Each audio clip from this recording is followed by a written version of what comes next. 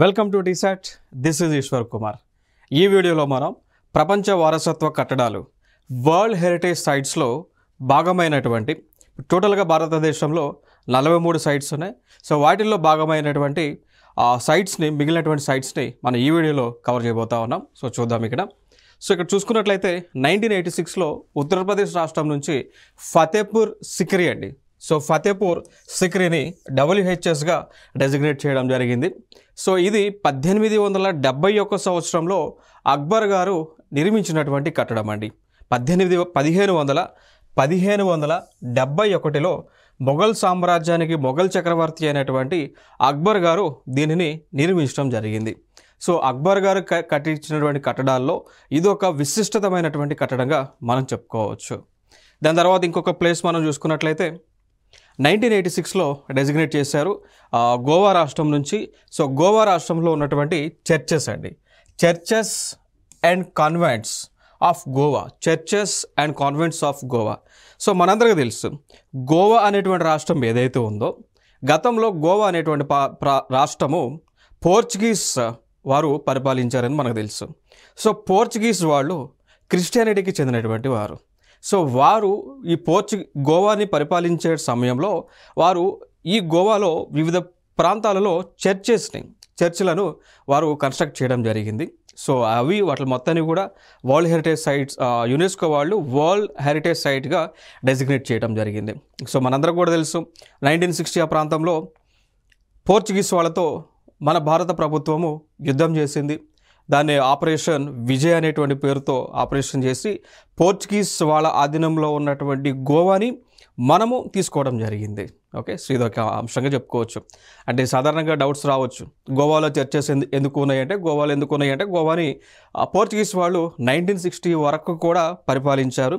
So Portuguese వారందరూ కూడా క్రిస్టియానిటీకి చెందినటువంటి వారు కావున వారికి సంబంధించిన చర్చెస్ అన్ని కూడా వారు గోవాలో నిర్మించడం జరిగింది. ఇదొక ఇంపార్టెంట్ ఏరియా ఇక్కడ. నెక్స్ట్ ఇంకొక అంశం కట్టడం చూస్తే 1987లో 1987వ సంవత్సరంలో మహారాష్ట్రలోనే ఎలిఫెంట్ కేవ్స్ అనేటువంటి ఉంటాయి. సో వాటిని డెసిగ్నేట్ చేశారు. సో ఎలిఫెంట్ కేవ్స్ అండి, ఇవి ఏనుగుల గుహలుగా మనం చెప్తూ ఉంటాం. మరి ఎందుకు వీటిని ఏనుగుల గుహలు పిలుస్తూ ఉన్నారు అంటే ఏనుగులు నివాసం ఉన్నాయా? కాదండి, ఏనుగుల నివాసం ఏమి ఉండటం లేదు. వీటి యొక్క ఆకారం చూస్తే ఏనుగుల మాదిరి, ఏనుగుల యొక్క కాళ్ళు ఏ విధంగా ఉంటాయో, ఏనుగుల యొక్క పాదాలు ఏ విధంగా ఉంటాయో ఆ విధంగానే ఈ కేవ్స్ యొక్క పిల్లర్స్ కనిపిస్తూ ఉంటాయండి. చూడవచ్చు. ఇంకొక అంశం, ఇప్పుడు ఈ ఎలిఫెంట్ కేవ్స్ ఏవైతే నిర్మించి ఉన్నారో ఇవి ఒక్కొక్క కేవ్ ఏదైతే ఉందో ఒక కొండని చెక్కారు అన్నట్టు. సో ఇదంతా కూడా సేమ్ ఒక కొండ ఏరియా, హిల్ ఏరియా. సో దీన్ని గుహల రూపంలో చెక్కడం జరిగింది. మొత్తం కూడా సింగిల్ స్టోన్ అన్నట్టు.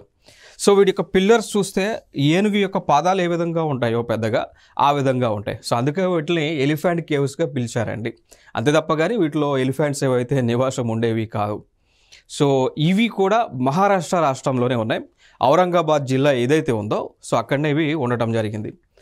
నేను అంతకుముందు మీతో చెప్పి ఉన్నా, ఔరంగాబాద్లోనే ఆ జిల్లాలోనే అజంతా కేవ్లు, ఎల్లోరా కేవ్స్ ఉన్నాయని చెప్పి ఉన్నా. అజంతా కేవ్లేమో బుద్ధిజం మతానికి చెందినటువంటివి, ఎల్లోరా కేవ్స్ ఏమో లైక్ హిందూయిజం, జైనుయిజం, బుద్ధిజం సంబంధించినటువంటివి. క్లియర్ కదా. ఇక్కడ ఈ ఎలిఫెంట్ కేవ్స్ ఏమో శివుడికి సంబంధించినటువంటివి.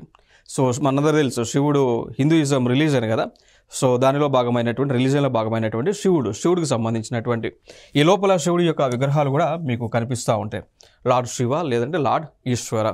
సో ఆయనకి డెడికేట్ చేసినటువంటి గుహలు టోటల్గా ఇవి 7 ఉన్నాయి. ఇదొక ఇంపార్టెంట్ ఇన్ఫర్మేషన్.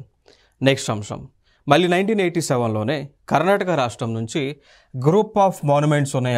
అక్కడ కర్ణాటక రాష్ట్రంలో పట్టడాకల్ అనేటువంటి ఒక ప్లేస్ ఉంటుంది. కర్ణాటక రాష్ట్రంలోనే పట్టడాకల్ అనేటువంటి ఒక ప్లేస్ ఉంటుంది. ఆ ప్లేస్లోనే కొన్ని టెంపుల్స్ని నిర్మించారు. ఇవే టెంపుల్స్ మీకు కనిపిస్తూ ఉన్నాయి. వీటిని నిర్మించింది కూడా 7వ శతాబ్దంలో చాళుక్యులండి. సో ఎవరైతే కర్ణాటక రాష్ట్రాన్ని లేదంటే పట్టడాకల్ అనేటువంటి ఒక ప్రాంతాన్ని చాళుక్యులు ఎవరైతే పరిపాలించి ఉన్నారో వారే ఈ టెంపుల్స్ని నిర్మించడం జరిగింది. ఇవన్నీ కూడా మనకి డ్రెవిడియన్ ఆర్కిటెక్చర్లో ఉంటాయండి. ఇవన్నీ కూడా డ్రెవిడియన్ ఆర్కిటెక్చర్లో నిర్మించినటువంటి టెంపుల్స్. 7వ శతాబ్దానికి చెందినటువంటివి. ఇదొక మోనుమెంట్. దాని తర్వాత చూసుకున్నట్లయితే Sundarban national park very important. దీని గురించి చాలా చాలా క్వశ్చన్స్ మనకు వచ్చి ఉన్నాయి గత ఎగ్జామ్స్లో కూడా. సో చాలా ఇంపార్టెంట్ అయినటువంటి ఏరియా ఇది. సో ముందుగా దీని గురించి చూద్దాం. సో ఇది 1987లో వెస్ట్ బెంగాల్ రాష్ట్రం నుంచి డెసిగ్నేట్ చేసినటువంటి world heritage site Sundarbans national park. దీని విశిష్టత ఏంటో తెలుసా? దీని యొక్క విశిష్టత ఏంటి అంటే ప్రపంచంలోనే అతిపెద్ద మాంగ్రూవ్ ఏరియా అంటాం. ప్రపంచంలోనే అతిపెద్ద మాంగ్రూవ్స్ అంటే మడ అడవులు అంటాం. తెలుగులో దీన్ని ఏమంటాము అంటే మడ అడవులు అండి. తెలుగులో మడ అడవులు, ఓకేనా? సో ఇంగ్లీష్లో మ్యాంగ్రూవ్స్ అంటాం. సో ప్రపంచంలోనే అతిపెద్ద మ్యాంగ్రూవ్ ఫారెస్ట్ ఏ రాష్ట్రంలో ఉంది? వెస్ట్ బెంగాల్లో ఉంది. వాటి పేరేంటి? సుందర్బన్స్. గుర్తుపెట్టుకోండి, సుందర్బన్స్. సో సుందర్బన్స్ అనేటువంటి వివిధ పేర్లతో ఉన్నాయి అవి. ఇప్పుడు ఫర్ ఎగ్జాంపుల్ తీసుకుంటే మనకి ఇదే వెస్ట్ బెంగాల్లో హుగ్లీ నది పరివాహ ప్రాంతంలో సుందర్బన్ అనేటువంటి డెల్టా ఏరియా ఉంటుంది. సో వెస్ట్ బెంగాల్లో సుందర్బన్ అనేటువంటి ఒక డెల్టా ఏరియా ఉంటుంది. ఈ డెల్టా ఏరియా అనేటువంటిది ఏర్పడడానికి గల నది ఏంటి అంటే హుగ్లీ అనేటువంటి ఒక నది అండి. హుగ్లీ నది ద్వారా సుందర్బన్ డెల్టా అనేటువంటిది ఏర్పాటు అవ్వడం జరిగింది. ఈ డెల్టా దగ్గరనే సుందర్బన్ మ్యాంగ్రూవ్స్ అనేటువంటివి ఉంటాయి. ఇదే డెల్టాలో సుందర్బన్ నేషనల్ పార్క్ అనేటువంటిది ఉంటుంది. ఇదే డెల్టాలో సుందర్బన్ బయోస్ఫియర్ రిజర్వ్ అనేటువంటిది కూడా ఉంటుంది అండి. సో నేషనల్ పార్క్ ఉంటుంది, బయో రిజర్వ్ ఉంటుంది, దాంతోపాటు టైగర్ రిజర్వ్ ఉంటుంది. ఇవన్నీ కూడా ఉంటాయి. ఇంకొక అంశం ఏంటి అంటే బెంగాల్ టైగర్స్. సో భారతదేశంలో ఏకైక ప్రాంతంలో ఉంటాయి, ఒకే ప్రాంతం. ఆ ప్రాంతమే సుందర్బన్స్ అండి. సో ఇక్కడ ఉన్నటువంటి టైగర్స్ పేరు బెంగాల్ టైగర్స్. ఇంకెక్కడ కూడా ఉండవు. ఈ బెంగాల్ టైగర్స్ అనేటువంటివి భారీ శరీర ఆకృతి కలిగినటువంటివి బెంగాల్ టైగర్స్. ఇవి కూడా సుందర్బన్ ఏరియాలోనే మీకు కనిపిస్తూ ఉంటాయి. చూడవచ్చు ఇక్కడ Bengal tigers, very important areas. So Sundarban is a national park, Sundarban is a biosphere reserve, Sundarban is a delta area, Sundarban is a tiger reserve as well. And it is also destination for or else it is a habitat zone for Bengal tigers. It's very important. Next after that, చూడొచ్చండి ఈ ప్రాంతం అంతా కూడా ఇదే Sundarban delta area. So ఈ area అంతా కూడా బెంగాల్ ఏరియాలో ఉంటుంది, కొంతమేర మీకు బంగ్లాదేశ్లో ఉంటుంది. ఈ ఏరియా అంతా కూడా మీకు ఇది ఫామ్ అవడానికి, డెల్టా ఏరియా ఫామ్ అవడానికి ప్రధానమైనటువంటి కారణం హుగ్లీ అనేటువంటి ఒక రివర్. మీ అందరికీ తెలుసు, ఇండియన్ జోగ్రఫీలో మీరు చదువుకొని ఉంటారు రివర్స్లో. Hooghly river is a part of Ganga river అని. సో గంగా నది ఏదైతే ఉందో, గంగా నది ఎక్కడైతే గంగోత్రి గ్లేషియర్లో జన్మించినటువంటి గంగా నది ఏదైతే ఉందో ఆ నది యూపీ మీదుగా బెంగాల్లోకి, ఈ యొక్క వెస్ట్ బెంగాల్లోకి ఎంటర్ అవుతుంది.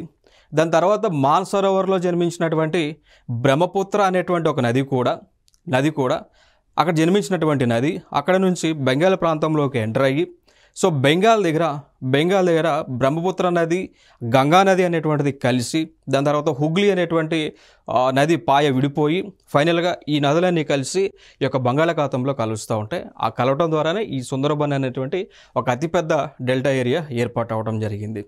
Important areas. సో ఆల్రెడీ మీరు ఇండియన్ జోగ్రఫీలో చదువుకుంటారు, రివర్ సంబంధించి గంగా రివర్ కానీ, బ్రహ్మపుత్ర కానీ, లేదు అంటే ఈ హుగ్లీ కానీ, పద్మ కానీ, మ్యాగ్నా కానీ, ఈ నదుల గురించి మీరు ఆల్రెడీ ఇండియన్ జోగ్రఫీలో చదువుకుంటారు, అక్కడ డిస్కస్ చేయవచ్చు.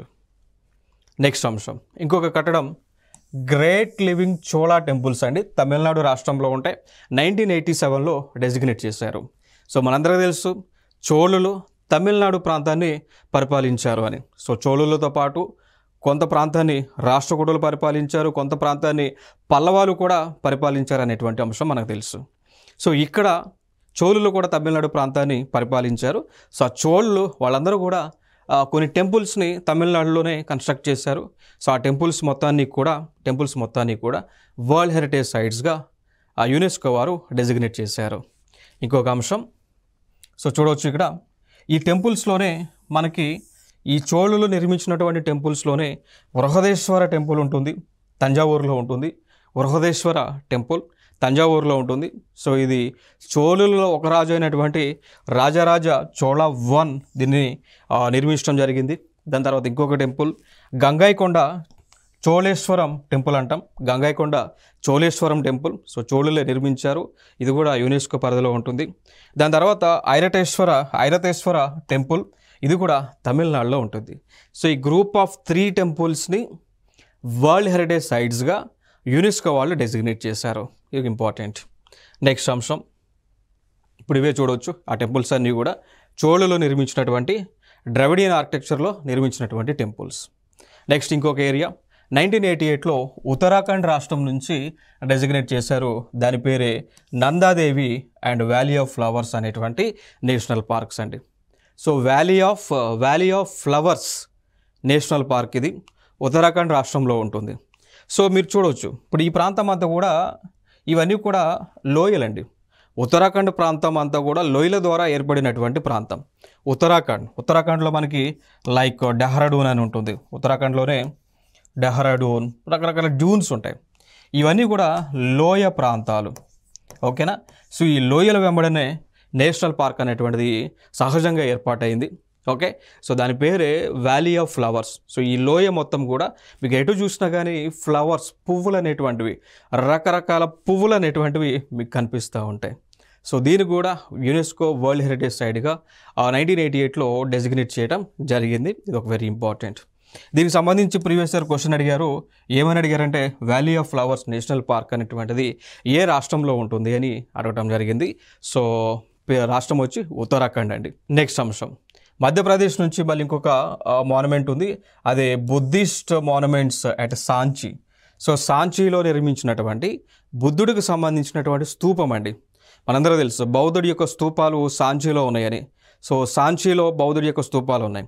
సో బౌద్ధుడి యొక్క స్తూపాలని కూడా వరల్డ్ హెరిటేజ్ సైట్గా డెసిగ్నేట్ చేశారు. సో దీన్ని నిర్మించింది కూడా ఎంపరర్ అశోకుడు. సో అశోకుడు మనందరూ తెలుసు, అశోకుడు కళింగులతో యుద్ధం చేస్తున్నటువంటి సమయంలో ఆయన మార్పు పొంది ఆ యుద్ధాన్ని ఆపేసి వెనక్కి వచ్చి బౌద్ధ మతాన్ని స్వీకరించి అహింస మార్గంలో ఆయన నడిచారు.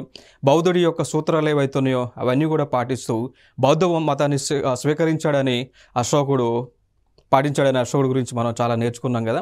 సో ఆయన ఈ బౌద్ధ మతాన్ని నిర్మించడం కానీ, స్తూపాలని నిర్మించడం కానీ, బౌద్ధ మతాన్ని భారతదేశంలో స్ప్రెడ్ అయ్యే విధంగా తగు చర్యలను తీసుకున్నటువంటి చక్రవర్తిగా మనం అశోకుడిని గుర్తు చేసుకోవచ్చు. నెక్స్ట్ అంశం, ఢిల్లీలోనే హుమయాన్ తాంబ్ ఉంటుంది. ఇది యూపీఎస్సీ ప్రిలిమ్స్లో అడిగినటువంటి క్వశ్చన్. ఓకే. సో దాదాపు నాకు తెలిసి 2019లో అడిగినటువంటి క్వశ్చన్ ఇది, హుమయాన్ తాంబ్ సంబంధించి. సో ఎక్కడ ఉంటుంది? ఢిల్లీలో ఉంటుంది. సో ఢిల్లీ రాష్ట్రం కాదు కదా, కేంద్రపాలిత ప్రాంతం కదా. సో ఆ కేంద్రపాలిత ప్రాంతంలో హుమయాన్ తాంబ్ అనేటువంటిది ఉంటుంది అండి. ఓకేనా. సో దీనిని నిర్మించింది లైక్ ఎంపరర్ అక్బర్ గారు నిర్మించడం జరిగింది. సో ఢిల్లీలోనే ఉంటుంది. సో ఇది 4 బాగ్ స్టైల్ ఆర్కిటెక్చర్లో నిర్మించారండి. ఇప్పుడు పేరు చూడండి, ఇక్కడ 4 అంటే 4 కదా. సో 4 బాగ్ అంటే ఏంటి? బాగ్ లైక్ గార్డెన్ కదా, పూల్ బాగ్ అట్లా చెప్తాం కదా, పూల్ బాగ్ లైక్ గార్డెన్ అన్నట్టు. సో లైక్ ఈ తాంబ్ చుట్టూ కూడా మీకు గార్డెన్ ఉంటుంది. దాంతోపాటు ఈ పిల్లర్స్ కూడా 4 పిల్లర్ స్టైల్లో నిర్మించడం జరిగింది హుమయాన్ తాంబ్. నెక్స్ట్ అంశం చూస్తే కుతుబ్ మినార్. ఇది వెరీ ఇంపార్టెంట్ ప్లేస్. సో ఢిల్లీలోనే ఉంటుంది. 1993లో డెసిగ్నేట్ చేశారు. ఓకే. సో దీనిని, ఈ కుతుబ్ మినార్ని ఎవరి గుర్తుగా నిర్మించారు అంటే సూఫీ సెయింట్ అయినటువంటి కుతుబుద్దీన్ ఐబక్ ఆయన పేరు పైన దీన్ని నిర్మించడం జరిగింది. So Qutub Minar is located in Delhi which was designated as world heritage site in the year 1993 అండి. ఓకే. So image. నెక్స్ట్ ఇంకా ఫర్దర్గా మనం మాట్లాడుకోవాల్సి వస్తే దీనికి సంబంధించి కన్స్ట్రక్షన్ని స్టార్ట్ చేసింది కుతుబుద్దీన్ ఐబక్. ఈయన ఆ కుతుబ్ మినార్ కన్స్ట్రక్షన్ని స్టార్ట్ చేశారు. ఇంచుమించు కూడా స్టార్ట్ చేసింది ఆయన 1193లో స్టార్ట్ చేయడం జరిగింది. బట్ దాన్ని కట్టడము కంప్లీట్ చేసింది మాత్రం ఇల్టుముష్ అండి. స్టార్ట్ చేసిందేమో కుతుబుద్దీన్ ఐబక్ స్టార్ట్ చేస్తే, ఆ కుతుబ్ మినార్ యొక్క కన్స్ట్రక్షన్ని కంప్లీట్ చేసింది ఇల్టుముష్. ఇక దాని తర్వాత దాన్ని రిపేర్ చేస్తూ వచ్చారు. దాని తర్వాత పరిపాలించినటువంటి మహమ్మద్ బిన్ తుగ్లక్, అదేవిధంగా ఫెరోజ్ షా తుగ్లక్, వీళ్ళందరూ కూడా ఆ కుతుబుద్దీన్ నిర్మించినటువంటి కుతుబ్ మినార్ని అంటే రినోవేషన్ చేసుకుంటూ వచ్చారు అండి. ఓకే, సో దాని తర్వాత దానికి హైట్ మనం చూసుకున్నట్లయితే 72.5 మీటర్స్ అయితే కుతుబ్ మినార్ యొక్క హైట్ అనేటువంటిది ఉంటుంది. నెక్స్ట్ అంశం mountain railways of India. So ఇవి మౌంటైన్ రైల్వేస్ ఆఫ్ ఇండియా ఏం లేదు, కొన్ని మన కొండ ప్రాంతాల్లో రైల్వేస్ని నిర్మించారు. సో ఆ రైల్వేస్ కూడా ఇండియన్ రైల్వేస్ నెట్వర్క్ ఏదైతే ఉందో వారి పరిధిలో రన్ అవుతూ ఉన్నాయి. సో ఇవి కొండ ప్రాంతాల్లో నిర్మించారు. మీరు ఇక్కడ ఫోటో చూడండి, ఇక్కడ రైల్ నెట్వర్క్ ఉందా, కొండ ప్రాంతాల్లో నిర్మించారు. ఇవన్నీ కూడా టూరిజం రైల్స్ అండి, టూరిజం ట్రైన్స్ ఇవి. ఓకేనా, సో వీటిని కూడా యునెస్కో హెరిటేజ్ సైట్గా డెసిగ్నేట్ చేశారు. సో ఇవి అంటే ఒక రాష్ట్రంలోనే కాదు, ఒక 3 రాష్ట్రాల్లో ఉన్నటువంటి రైల్వే నెట్వర్క్ ఇది. ఇక్కడ చూసుకున్నట్లయితే ఒకటి వెస్ట్ బెంగాల్లో రాష్ట్రంలో డార్జిలింగ్ అనేటువంటి ఒక ప్రాంతం ఉంటుంది కదా, టీ ఎస్టేట్స్ ఎక్కువగా ఉంటాయి డార్జిలింగ్లో. ఓకే, టీని ఎక్కువగా పండిస్తూ ఉంటారు, టీ గార్డెన్స్ ఎక్కువగా ఉంటాయి. సో ఇక్కడనే ఈ రైల్ నెట్వర్క్ ఉంది సేమ్ ఇట్లానే కొండల మధ్యన, అది ప్లస్ హిమాచల్ ప్రదేశ్లో కల్కా షిమ్లా మధ్య రైల్వే నెట్వర్క్ ఉంటుంది. దాని తర్వాత తమిళనాడులో నీలగిరి హిల్స్ ఉన్నాయి, చూసాం కదా. తమిళనాడులో మీరు ఊటీ ప్రాంతం ఆ ప్రాంతాలకు పోతే ఆ నీలగిరి కొండల్లో టూరిజం రైలు అనేటువంటిది మీకు కనిపిస్తూ ఉంటుంది. సో ఈ 3 రైల్వే నెట్వర్క్లను కలిపి మౌంటైన్ రైల్వేస్ ఆఫ్ ఇండియాగా కలిపి, అంటే మూడిట్లు కలిపి మౌంటైన్ రైల్వేస్ ఆఫ్ ఇండియా అని పిలుస్తూ ఉన్నాం. సో దీన్ని వరల్డ్ హెరిటేజ్ సైట్గా డెసిగ్నేట్ చేశారు. ఓకేనా, సో ఇదే ఇక్కడ ఇన్ఫర్మేషన్. ఇక్కడ నెక్స్ట్ ఇంకొక ప్లేస్ మనం చూసుకున్నట్లయితే మహాబోధి టెంపుల్ అండి. ఇది బోధగయ బీహార్లో ఉంటుంది. సో మహాబోధి మనందరూ తెలుసు, బీహార్ ప్రాంతంలో గయా ప్రాంతంలో బుద్ధుడు తిరిగాడు, ఆ ప్రాంతంలో ఎన్లైటన్మెంట్ అయ్యాడు. ఇవన్నీ కూడా మనం చదువుకుంటుంటాం కదా, బుద్ధిజం జైనిజం గురించి చదువుకునేటప్పుడు హిస్టరీలో. ఓకే, సేమ్ అదే ఆ బోధగయలోనే అది అక్కడ మహాబోధి టెంపుల్ కాంప్లెక్స్ ఉంటుంది. సో దాన్ని కూడా వరల్డ్ హెరిటేజ్ సైట్గా డెసిగ్నేట్ చేశారు. బట్ దీన్ని నిర్మించింది కూడా అశోకుడే. భారతదేశంలో బుద్ధుడికి సంబంధించిన వివిధ కట్టడాలు ఎక్కువగా అశోకుడు చేయడం జరిగింది. ఓకే, సో ఎక్కడైనా కానీ బుద్ధుడికి సంబంధించిన కట్టడాలు మీకు కనిపిస్తూ ఉంటే దానికి అశోకుడి యొక్క బ్యాక్గ్రౌండ్ వర్క్ అయితే ఉంటుంది ఎంతో కొంత. నెక్స్ట్ మధ్యప్రదేశ్లోనే రాక్ షెల్టర్స్ ఆఫ్ భింబెట్కా అని ఉంటుంది. రాక్ షెల్టర్స్ ఆఫ్ భింబెట్కా చూడొచ్చు. ఇవి కూడా ఇంచుమించు కొండల్లో నిర్మించినటువంటి గుహలు. ఓకే, సో మధ్యప్రదేశ్లోనే ఉంటాయి. సో వీటిలోనే మీకు ఈ గుహల్లోనే కొన్ని రాక్ పెయింటింగ్స్ ఉంటాయి. మీరు దగ్గరగా చూస్తే మీకు అర్థమైంది, కానీ రాక్ పెయింటింగ్స్ ఉంటాయి. సో ఇవి వీటికి ఉన్నటువంటి విశిష్టత. ఓకే, మధ్యప్రదేశ్లో ఉన్నాయి. ఇక దాని తర్వాత చూసుకున్నట్లయితే మహారాష్ట్ర నుంచి చూసుకున్నట్లయితే మళ్ళీ 2004లో ఇంకొక ప్లేస్ ఛత్రపతి శివాజీ టెర్మినస్ అండి. దీన్నే CST అంటాం, ఛత్రపతి శివాజీ టెర్మినస్. దీన్నే గతంలో విక్టోరియా టెర్మినస్గా పిలిచేవాళ్ళు. సో ఇది కూడా world heritage site. Construction start చేసింది 1878లో కన్స్ట్రక్షన్ స్టార్ట్ చేస్తే కంప్లీట్ అయింది మాత్రం 1887లో. ఓకేనా, 1887లో కన్స్ట్రక్షన్ అనేటువంటిది కంప్లీట్ అయింది. So Chhatrapati Shivaji terminus world heritage site ఇది. సో పేరు కూడా ఎవరి పేరు మీరు పెట్టారు, ఛత్రపతి శివాజీ తెలుసు కదా, ఫ్రీడమ్ ఫైటర్. సో ఆయన పేరుని పెట్టారు. నెక్స్ట్ చూసుకుంటే రెడ్ ఫోర్ట్ కాంప్లెక్స్ ఇది. సో ఇది మొఘల్ ఎంపరర్ షాజహాన్ గారు నిర్మించారు. ఇప్పుడు ఆగ్రాలో తాజ్మహల్ని షాజహానే నిర్మించాడు. ఢిల్లీలో కూడా ఈ రెడ్ ఫోర్ట్ని కూడా షాజహానే నిర్మించాడు అన్నట్టు. సో షాజహాన్కి సంబంధించిన కట్టడాలు ఇవి చాలా ఫేమస్ కట్టడాలు. ఓకే, సో ఇది కూడా రెడ్ శాండ్ స్టోన్తో అండి. సో రెడ్ ఫోర్ట్ కూడా అంటే పేరులోనే ఉంది కదా, ఎర్రకోట. ఎందుకు ఎర్రకోట అంటాం, ఎర్ర రంగులో ఉంది కాబట్టి. ఎర్ర రంగు ఎట్లా వచ్చింది, ఎర్ర రంగు కలిగినటువంటి రాతిని ఉపయోగించారు. దాని పేరే రెడ్ శాండ్ స్టోన్ అండి, రెడ్ శాండ్ స్టోన్. సో మనందరికీ తెలుసు ప్రతి సంవత్సరము కూడా ఆగస్టు 15న ప్రతి సంవత్సరం కూడా స్వతంత్ర దినోత్సవం సంబంధించిన మన జాతీయ త్రివర్ణ పతాకాన్ని ఇక్కడ నుంచే రెపరెపలాడిస్తారు, ఇక్కడ నుంచే ఎగరేస్తూ ఉంటారు president of India, prime minister. August 15th.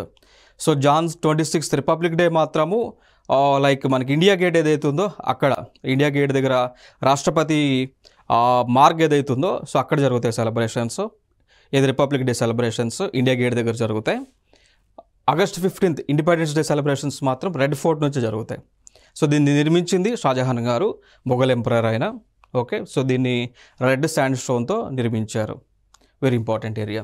Next important ఇంకా జంతర్ మంతర్ ఉంటుంది. సో జంతర్ మంతర్ ఇది జైపూర్. సో రాజస్థాన్లో one of the main important సిటీగా, పింక్ సిటీగా పిలిచేటువంటి జైపూర్లో దీన్ని నిర్మించారు. సో దీన్ని నిర్మించింది కూడా రాజ్పుట్ కింగ్స్ అండి.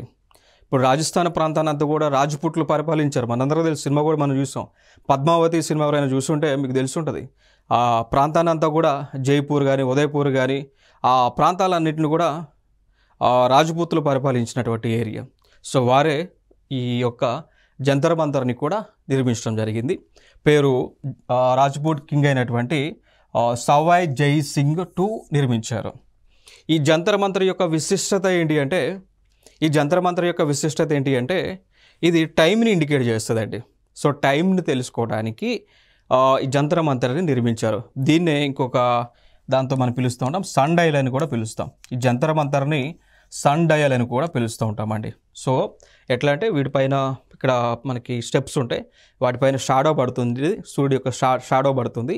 ఆ షాడో ఏ స్టెప్ పైన పడితే అప్పుడు ఆ టైం అయింది అని తెలుసుకునేవాళ్ళు అన్నట్టు. సో ఇదే జంతర్ మంతర్ మీకు ఢిల్లీలో కూడా ఉంటుంది. ఢిల్లీలో కర్నాట్ ప్లేస్ అని ఒక ఏరియా ఉంటుంది ఢిల్లీలో. సో ఆ కర్నాట్ ప్లేస్కి దగ్గరలో ఈ జంతర్ మంతర్ అనేటువంటిది కూడా ఉంటుంది. ఓకే, సో అది కూడా సేమ్ సన్ డయల్, టైం తెలుసుకోవడానికి ఆ కాలంలో నిర్మించారు. నెక్స్ట్ అంశం వెస్టర్న్ ఘాట్స్ 2012లో డిజిగ్నేట్ చేశారు. సో వీటినే వెస్టర్న్ ఘాట్స్నే సహయాద్రి అని కూడా పిలుస్తూ ఉంటారు. Western Ghats are also known as Sahyadri. ఇవి కూడా వరల్డ్ హెరిటేజ్ సైట్సే. ఇంకో విశిష్టత ఏంటి అంటే ఇవి బయోడైవర్సిటీ హాట్స్పాట్గా కూడా పిలుస్తారు. ఓకేనా. సో వెస్టర్న్ ఘాట్స్ని బయోడైవర్సిటీ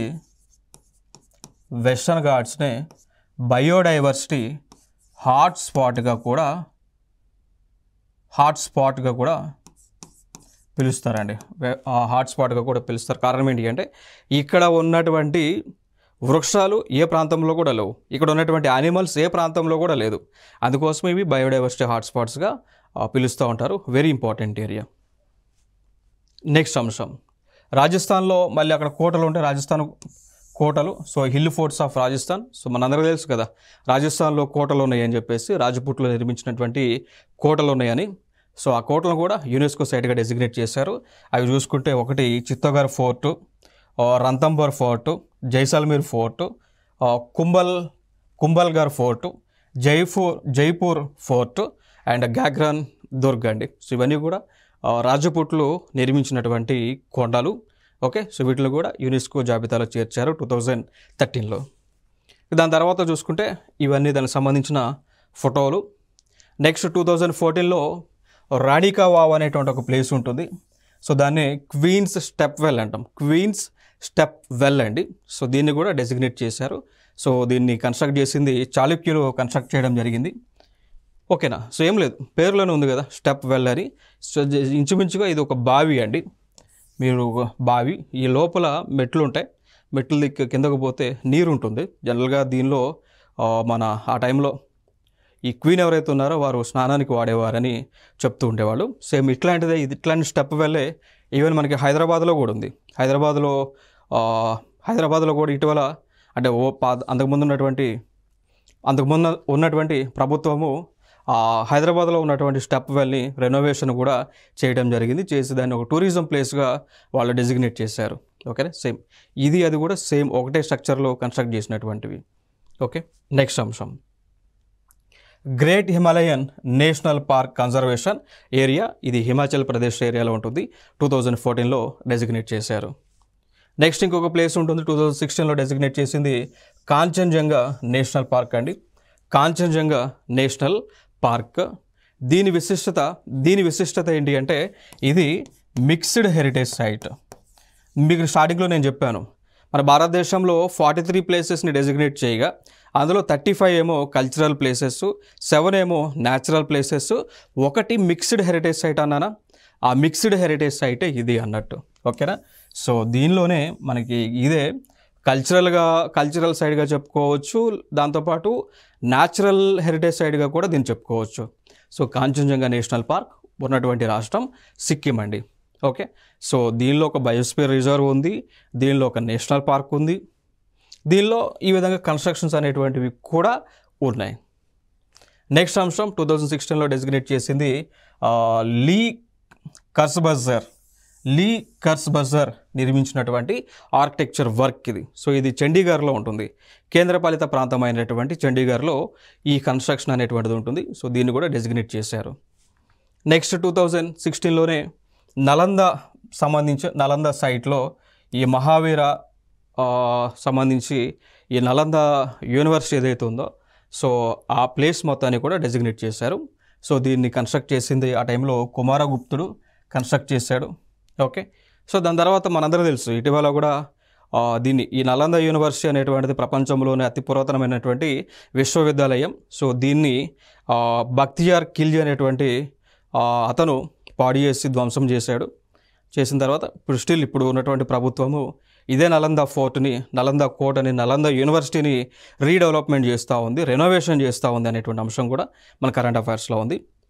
చేస్తూ ఉన్నారు. ఆల్రెడీ కొంత ఏరియాని నరేంద్ర మోడీ గారు వెళ్ళి కొంత ఏరియాని రెనోవేట్ చేసినటువంటి ఏరియాని ఆయన ఓపెన్ చేయడం కూడా జరిగింది. ఓకే, సో గతంలో ఏ విధంగా నలంద యూనివర్సిటీ అనేటువంటిది అన్ని విద్యలకు ఒక డెస్టినేషన్గా ఉందో ఇప్పుడు కూడా అదే విధంగా ఉండే విధంగా ఆ నలంద యూనివర్సిటీని డెవలప్ చేస్తూ ఉన్నారు ప్రభుత్వం. నెక్స్ట్ అంశం 2017లో డెసిగ్నేట్ చేసినటువంటి place Ahmedabad, historic city of Ahmedabad Gujarat రాష్ట్రంలో ఉంటుంది. సో ఈ సిటీ అంతా కూడా సబర్మతి నది ఒడ్డున ఉన్నటువంటి సిటీ ఇది. నెక్స్ట్ ఇంకొకటి చూస్తే 2018లో డెసిగ్నేట్ చేసింది the Victorian and art deco of Mumbai. So ఇది 2018లో డెసిగ్నేట్ చేశారు మహారాష్ట్ర నుంచి. నెక్స్ట్ రాజస్థాన్ నుంచి జైపూర్ సిటీ, దీనినే మనం పింక్ సిటీగా కూడా మనం పిలుస్తూ ఉంటాం. సో దీన్ని కూడా డెసిగ్నేట్ చేశారు. దీన్ని కన్స్ట్రక్ట్ చేసినటువంటి వ్యక్తి మహారాజా జైసింగ్ II అండి. మహారాజా జైసింగ్ II గారు ఈ యొక్క సిటీని, జైపూర్ సిటీని డెవలప్ చేశారు. అక్కడనే మీరు చూడవచ్చు కోట ఉంటుంది. దీన్నే జైపూర్ సిటీని పింక్ సిటీగా కూడా పిలుస్తూ ఉంటారు. నెక్స్ట్ 2021లో డెసిగ్నేట్ చేసినటువంటి ప్లేస్ తెలంగాణ రాష్ట్రం నుంచి ఏకైక place, only one place, UNESCO world heritage జాబితాలో తెలంగాణ నుంచి ప్లేస్ పొందినటువంటిది ఓన్లీ వన్ ఉంది, అదే రుద్రేశ్వర టెంపుల్ అండి. సో కాకతీయ కాలంలో నిర్మించారు, కాకతీయ రుద్రేశ్వర టెంపుల్ అంటాం. సో దీన్నే రామప్ప టెంపుల్ అని కూడా మనం పిలుస్తూ ఉంటాం. సో రామప్ప టెంపుల్ అయినా లేదంటే కాకతీయ రుద్రేశ్వర టెంపుల్ అయినా కానీ సేమ్ ఇది ప్లేస్ కాకతీయ పీరియడ్లో నిర్మించడం జరిగింది. ఇంకొక అంశం ఏంటి అంటే ప్రస్తుతము ఈ టెంపుల్ ములుగు జిల్లాలో ఉంటుంది. ఇప్పుడు సీతక్క గారు ఎవరైతే ఉన్నారో ఆ ప్రాతినిధ్యం వహించేటువంటి ప్రాంతం. సో ములుగులో ఈ ప్లేస్ అయితే ఉంటుంది. సో తెలంగాణ నుంచి ఏకైక హెరిటేజ్ సైట్ ఇది. ఓకే, 2021లో డెసిగ్నేట్ చేశారు. ఇంకోటి దీని యొక్క విశిష్టత ఏంటి అంటే ప్రపంచంలోనే ఏదైనా ఒక దేవాలయము ఆ దేవాలయాన్ని నిర్మించినటువంటి శిల్పి పేరు పైన పెట్టారు. సో ఇదే దేవాలయం రామప్ప టెంపుల్. సో ఈ రామప్ప అనేటువంటి వారు ఎవరు అంటే ఈ దేవాలయాన్ని నిర్మించినటువంటి శిల్పకారుడు, ఆర్కిటెక్ట్. సో ఆయన పేరు పైననే ఈ టెంపుల్ని రామప్ప టెంపుల్ అని కూడా పిలుస్తూ ఉంటారు. నెక్స్ట్ అంశం మళ్ళీ 2021లోనే ధోలవేర సిటీ ఉంటుంది, హరప్ప చెందినటువంటిది. సో దీన్ని డెసిగ్నేట్ చేశారు. దాని తర్వాత 2023లో వెస్ట్ బెంగాల్లో ప్లేస్ ఉంటుంది శాంతినికేతన్. సో రవీంద్రనాథ్ ఠాగూర్ గారికి చెందినటువంటి ప్లేస్, రవీంద్రనాథ్ ఠాగూర్ గారికి చెందినటువంటి ఒక ఆశ్రమం అనమాట. సో దీని పేరు శాంతినికేతన్. దీన్ని కూడా డెసిగ్నేట్ చేశారు 2023లో. దాని తర్వాత 2023లోనే కర్ణాటక రాష్ట్రం నుంచి హోయసాల టెంపుల్స్ ఉంటాయండి. వీటిని సాక్రెడ్ ఎన్సెంబుల్స్ ఆఫ్ హోయసాలస్ అంటారు. సో టోటల్గా 3 టెంపుల్స్ ఉంటాయి ఇవి. ఓకే, సో ఆ 3 టెంపుల్స్ అంటే బెలూరులో చెన్నకేశ్వర టెంపుల్, హలిబీడులో హోయసాలేశ్వర టెంపుల్ అండ్ సోమనాథ్పూర్లో కేశవ టెంపుల్.